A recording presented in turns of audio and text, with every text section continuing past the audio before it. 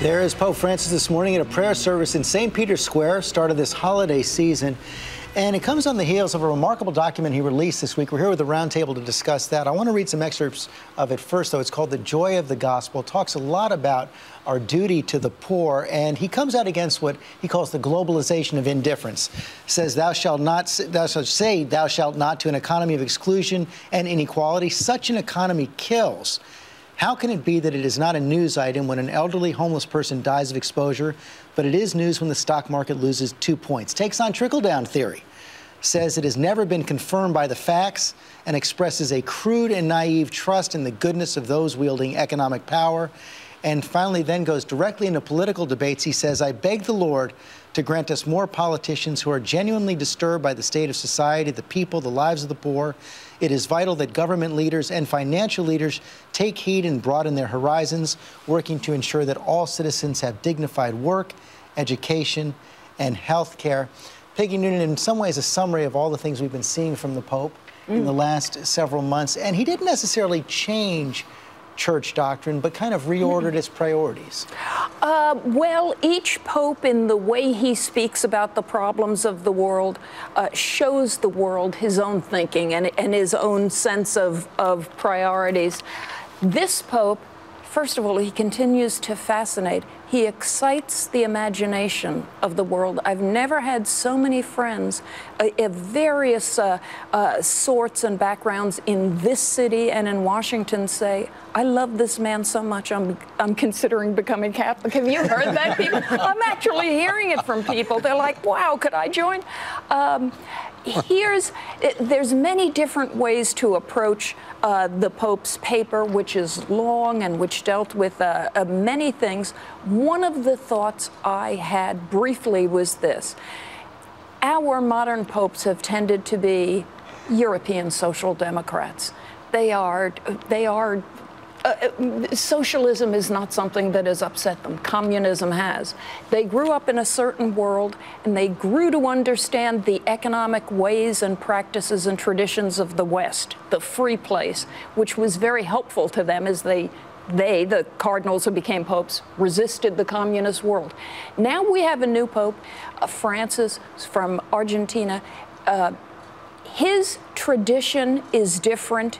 He may indeed view capitalism with a more jaundiced eye. Certainly he views it in a way of critiquing it that previous popes have, but he may be bringing something else which will be revealed in time. We will figure that out in time. And he seems to be wanting to take some of the heat out of the political debates here in the United States as well. I was struck also, Keith Ellison, by he seemed to suggest that bishops should not be denying communion to politicians who support abortion, which has been a big controversy here in the United States. Well, so much of the gospel of Holy Scripture is about our duty to the poor, the key issues that animate people's lives every day. Can I make enough money to put food on the table? You know, you hear people say, I can't survive on $7.25 as they are standing outside protesting a McDonald's or a Walmart or you name it. And he's speaking to their reality. And it's so thrilling to hear a faith leader of any faith, Muslim, Christian, any Jewish, talk about the real guts of their values in a way that actually should inform policy. And Congressman, I wonder if we're seeing, you know, you see some of this on both the left and the right, more generally, a real populist energy. Well, you know, here are Keith and I in the Muslim Methodist corner. We're big fans of the Pope. You know, who could not like a Pope that talks about people being sourpusses? I mean, I love this. And I think this is a very helpful message in terms of what our obligations are as individuals. On the other hand, I'm also an Adam Smith Wealth of Nations guy, and I look at capitalism as something that has generated more wealth and changed more lives for the better than any other economic system. But that doesn't mean that there's not a place in it to regulate it. That doesn't mean that there's not a humanity that needs to operate within it. And I think the Pope's reminded of that. So I don't see this as an attack on the existing system, but I see it as a very useful corrective and a call for us to be better people. It's rare, too. I mean, every move this Pope has made seems to be the perfect move. It's just rare in today where, you know, everything gets criticized, everything this person has done. And it does speak the greatest campaign strategist of our time. Well, you guys can maybe take some lesson from him. Yeah, we could. About reinvention and inclusion. Republicans learn. All of the leaders listeners look at that with envy. We just have about a minute left. Before we leave, I want to show a little bit of President Obama's interview with Barbara Walters, where he suggested he might stay in Washington after leaving office. She'll be a sophomore in high school.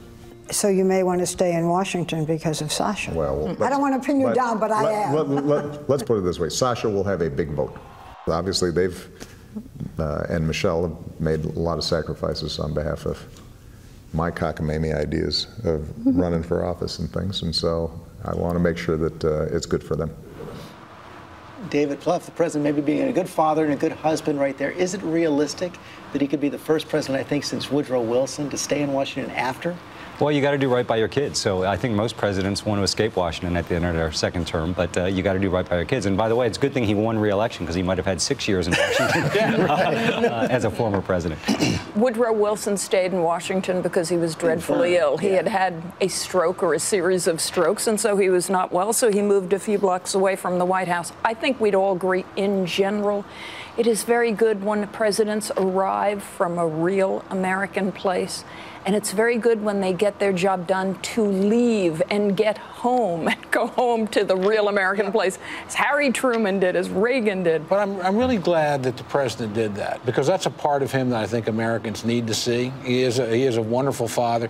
When he was out in Moore, Oklahoma during the tornadoes, we were driving around, and we were talking about how difficult it is to be president of the United States. And he made the point, you know, the only good thing about my job is I know neither of my daughters will ever get in a car with a drunk driver. You know, but he thinks about that. I found it very endearing. That's part of my like. You know, George, I love it when the president reveals that he's a regular person. He's in anxiety over some of the issues he's facing right now, and I believe he has the ability and the persistence to push this thing through and to help realize some of the vision that that Pope Francis has talked about. And we're many years away. 3 more years left, of course, in the White House. Thank you all. It's a great roundtable.